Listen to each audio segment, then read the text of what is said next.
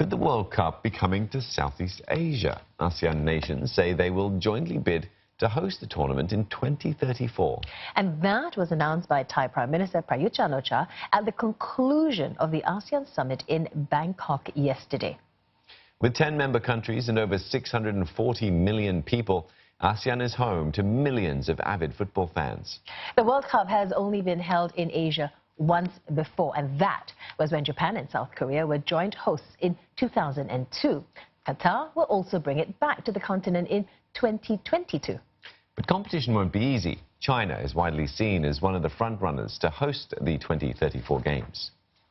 And for more analysis on the bid, we have John Durden, commentator on Asian football, joining us from London right now. So, John, a lot of support from the region's leaders, but, we're really short on details. Is it a case of devil in the details? How do you think it's going to work?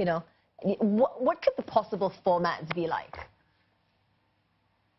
Well, yes, if you have 10 countries involved in staging the World Cup, there's a huge amount to sort out. But I think for the first time, there's been talk in the past of an ASEAN World Cup, but this is coming from the very top political figures.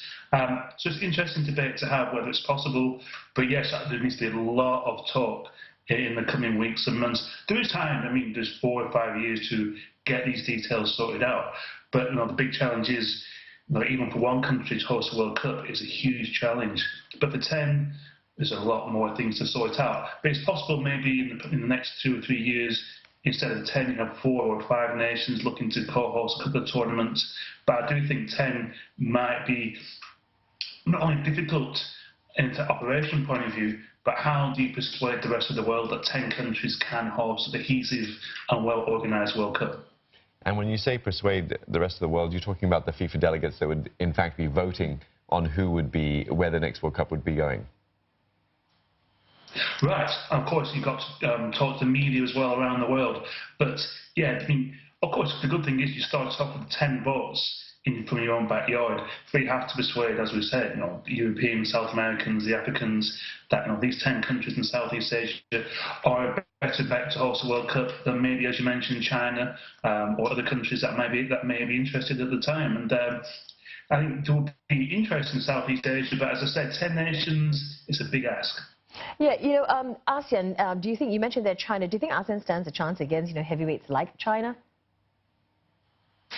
Well, it is difficult. Everybody believes that when China formally bids for the World Cup, it's going to be very, very difficult to beat. FIFA, is very interested in seeing the World Cup in, 1.4 billion population country.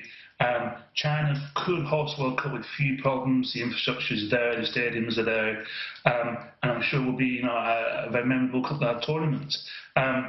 So I think it will be difficult with China. But things can change. There's still 5, 6, 7 years before the decision will be made, and who knows what can happen in the meantime. There's certainly nothing wrong, I think, with exploring the possibility, because even just a conversation and working together can produce results that may not be part of a World Cup. But I think closer cooperation in football in Southeast Asia can only be a good thing. Whether it can go all that way until organising a huge World Cup is a different question. Nobody even knows at this stage. So there's 48 teams in that World Cup. Will there be 12 groups of 4 or 16 groups of 3? These are things that we don't quite know yet. But again, I think just having a conversation is an interesting place to start and see where it leads. And with sort of the ASEAN profile, I suppose, talking about in this sort of footballing context, FIFA has sort of said that it wants to make a concerted effort to spread the game to not just the usual places like in Europe and South America and places like that. So we've seen, Qatar is going to host in 2022. China, we know, is at some point going to make a bid. We don't know if it'll coincide with the same timing that ASEAN is perhaps thinking of as well. But there is a concerted effort from FIFA to bring the game to sort of other parts of the world, isn't there? Which should work in ASEAN's favour. Yes, and also having 48 teams means very, very few countries by themselves can host a 48-nation World Cup. So there has to be some kind of cooperation between host nations. And you have a region close to 700 million people who love the game. It's a beautiful part of the world. People go there anyway for tourism. So the World Cup is not just about the football. When you go to a World Cup, you want to experience the culture and go sightseeing and meet the local people. And this would be one of the best regions in the world for that.